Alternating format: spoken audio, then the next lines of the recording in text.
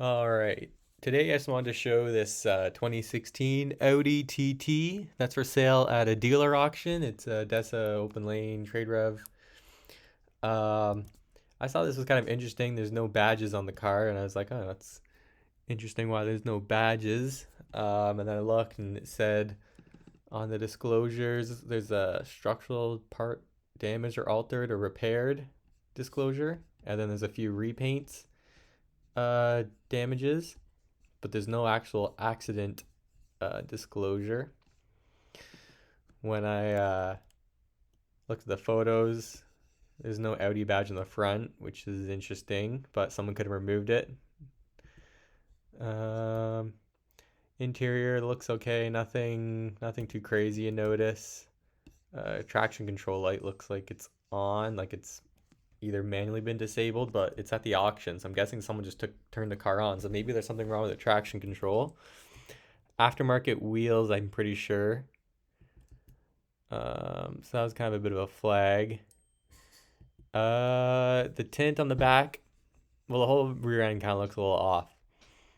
But you can see the tint peeling, which is kind of common, but kind of interesting that it's happening. It's only 2016 with 100,000 kilometers.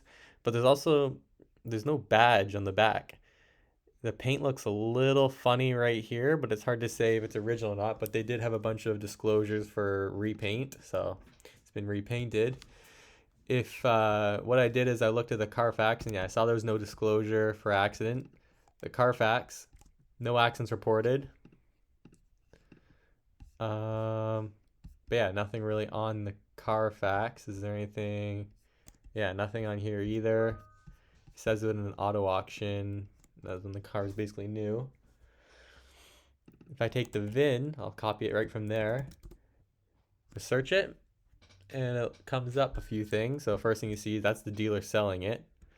And then here's a couple auction websites. So they have it marked as sold. But then it comes up this. So there's the photo. The hood does have the badge.